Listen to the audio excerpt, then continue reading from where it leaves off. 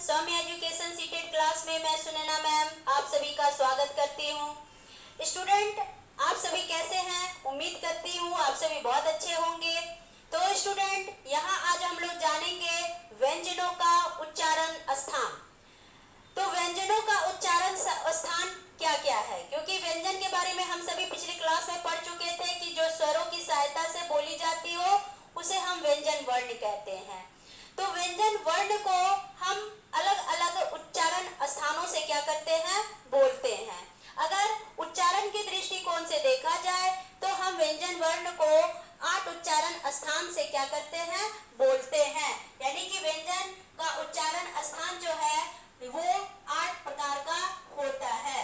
तो पहला है कंठस्य व्यंजन, दूसरा है तालव्य व्यंजन, तीसरा है मूर्धन्य व्यंजन, चौथा है दंत व्यंजन, पांचवा है ओष्ठ्य व्यंजन, छठा है दंतोष्ठ्य व्यंजन, सातवां है वर्तस्य व्यंजन, आठवां है स्वर यंत्रमुखी या काकल्य व्यंजन।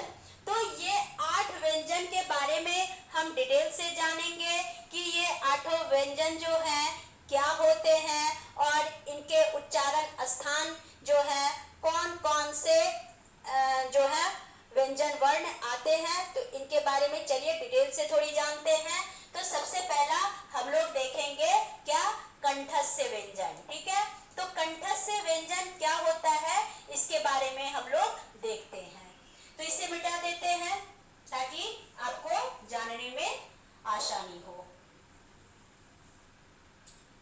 तो जैसा कि नाम से ही स्पष्ट है, कंठस्य व्यंजन यानी कि कंठ से जिस व्यंजन वर्ण को बोला जाए। ठीक है, यानी कि जिन व्यंजन ध्वनियों के उच्चारण में हम कंठ यानी कि जीवा के स्थान पर या जीवा के कोमल भाग से क्या हो, बोली जाए, यानी कि हम तालु का जब हम क्या करते हैं, बोलने के क्रम में प्रयोग करते हैं, ऐसे स्वर को हम क्या बोलते हैं, कंठस्य व्यंजन वर्ण बोलते हैं।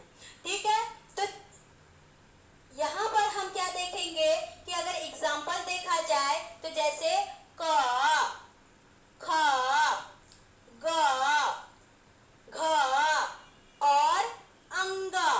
ठीक है, तो क, ख, ग, घ, अंग।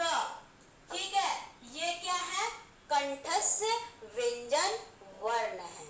ठीक है, समझ में आ गई आपको। चलिए दूसरा, अब व्यंजन वर्ण की हम बात करें तो दूसरा है तालव्य व्यंजन। ठीक, तालव्य व्यंजन।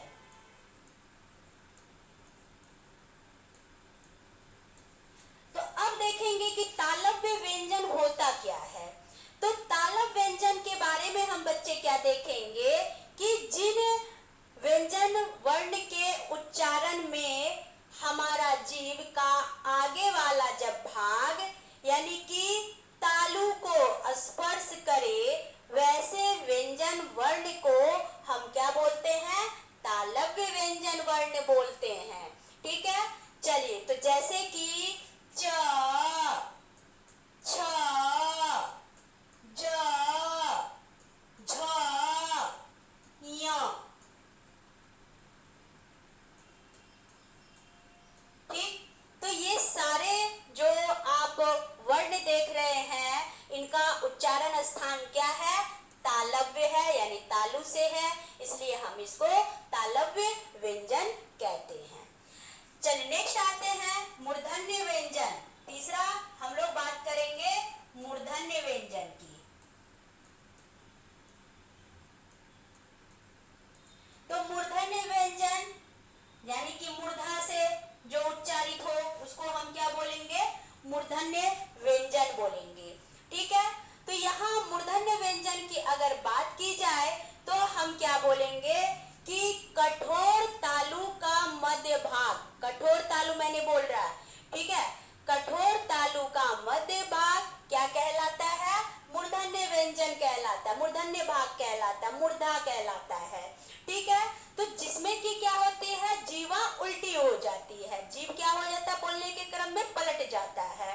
तो ऐसे वर्णों को हम ऐसे व्यंजन को हम क्या बोलते हैं? मूर्धन्य व्यंजन बोलते हैं। जैसे कि ट, देखिए ट में क्या हुआ? जीभ पलट गया है, मतलब उलट गया है। ठ, ड, ढ, मूर्धन्य न, ठीक है। तो ट, ठ, ड, ढ, मूर्धन्य न। तो ये क्या है? ये सारे आपका मूर्धन्य व्यंजन के अंतर्गत आते हैं। चलिए अब हम लोग चौथा व्यंजन का उच्चारण स्थान देखते हैं, जिसको कहते हैं दंत व्यंजन, ठीक है। चलिए चौथा है दंत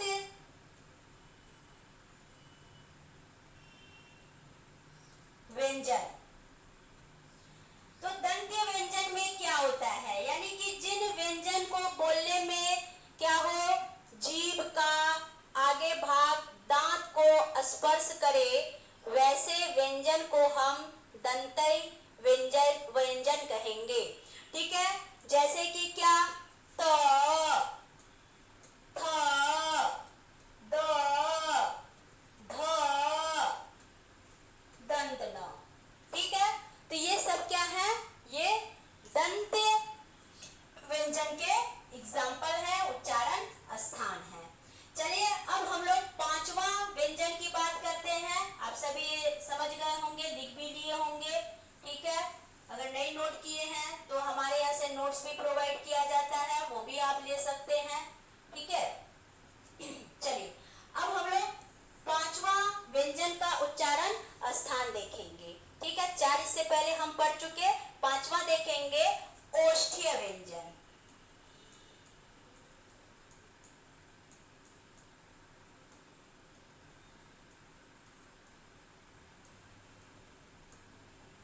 ओष्ठ्य व्यंजन क्या होता है, इसको आप देख लीजिए। ओष्ठ्य यानी कि जब जिन वर्णों के उच्चारण में जीभ का आगे भाग जब क्या हो, ओठ को छुए, ठीक है। तो या ओठ जो है गोल हो जाए, ठीक है, या ओठ से श्वास छूटे, हवा छूटे, ठीक है, या ओष्ठ द्वारा श्वास में क्या हो, बाधा हो, ठीक है, निकलने में क्या हो, अबाध गति हो, तो उसको हम क्या बोलते हैं? ओष्ठ्य व्यंजन बोलते हैं, ठीक है। तो जैसे कि क्या? प, तो क्या है? होंठ गोल हो रहा है। प, फ, ब, भ, म, ठीक। प, फ, ब, भ, म। तो ये सब में क्या है कि होंठ जो हो जाता है वो गोल हो जाता है, इसलिए इसको ओष्ठ्य व्यंजन कहते हैं। या होंठ जो है वो सांस वहां आकर के क्या हो जाती है, मतलब कि निकलती है, लेकिन स्वतंत्र रूप से नहीं निकलती है, अबाध गति से निकलती है। इसलिए ऐसे व्यंजन को जो पवर्ग ग्रुप का है, पवर्ग समूह का है, तो उसे हम ओष्ठ्य व्यंजन कहेंगे। चलिए अब हम छठा व्यंजन के उच्चारण स्थान की बात करते हैं, जिसको हम कहते हैं दंतोष्ठ्य, ठीक है। चलिए छठा आ गया आपका दंतोष्ठ्य।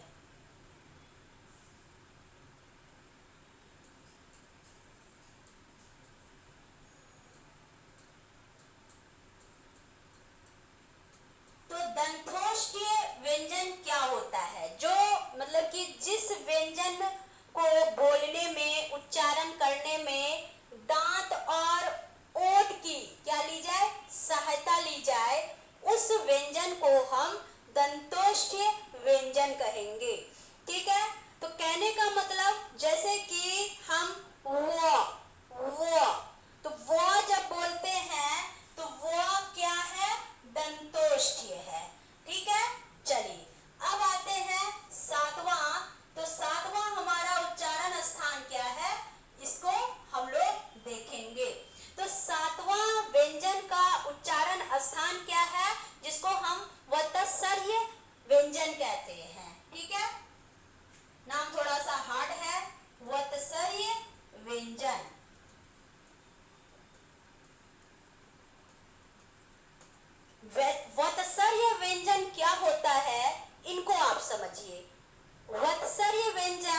जिन व्यंजनों के उच्चारण में हम क्या देखते हैं, जो ऊपरी मसूड़ा होता है ना, मसूड़ा, ठीक है, ऊपरी मसूड़ा को हम बोलते हैं वतर्स।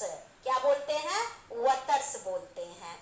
तो जब किसी उच्चारण को बोलने में ऊपरी मसूड़ा का यानी वतर्स का सहारा लेना पड़े, हेल्प लेना पड़े, उसको ही हम क्या बोलते हैं? उसको वत्सर्य व्यंजन कहते हैं। ठीक है, जैसे कि क्या, जैसे कि न, र, फिर उसके बाद ल। ठीक है, तो ये क्या है? न हो गया, र हो गया और ल हो गया। ठीक है, ये क्या है? वत्सर्य व्यंजन है। ठीक है, तो इसको हम क्या बोलेंगे, यानी ऊपरी मसूड़ा के सहायता से हम इसे बोलते हैं। चलिए अब हम लास्ट व्यंजन का उच्चारण स्थान देखेंगे, जिनका नाम क्या है? इसको हम कहते हैं स्वर यंत्री। ठीक है, स्वर यंत्री या स्वर यंत्र मुखी भी कहते हैं या काकल्य व्यंजन कहते हैं। ठीक है, तो चलिए स्वर यंत्र मुखी या काकल्य व्यंजन, बहुत ही नाम भारी लग रहा होगा आपको। ठीक है, तो स्वर यंत्र मुखी और काकल्य व्यंजन क्या होता है? तो जिन व्यंजन के उच्चारण में जब कोई भी उच्चारण जब अंदर से, यानी कि अंदर से आती हुई जो सांस होती है वो तीव्र वेग से, तीव्र गति से जब स्वर यंत्र पर एक संघर्ष उत्पन्न करे, उसे ही हम क्या बोलते हैं? स्वर यंत्र मुखी या काकल्य व्यंजन बोलते हैं। ठीक है, जैसे कि ह। ठीक है, तो जैसे अंदर से निकल रहा है। ठीक है, तो ह जो है ये एक क्या है? व्यंजन है और इसका जो उच्चारण है ये स्वर यंत्र मुखी है, यानी कि काकल्य व्यंजन है। तो इस तरह से स्टूडेंट आज हमने व्यंजन के उच्चारण स्थान के बारे में पढ़ा। अगर आपको व्यंजन के ये उच्चारण स्थान की समझ अच्छी से आ गई हो तो प्लीज कमेंट बॉक्स में बिल्कुल कमेंट कीजिए। आपके कमेंट का हमें बहुत इंतजार रहेगा। तब तक मिलते हैं, आप सभी को बाय बाय।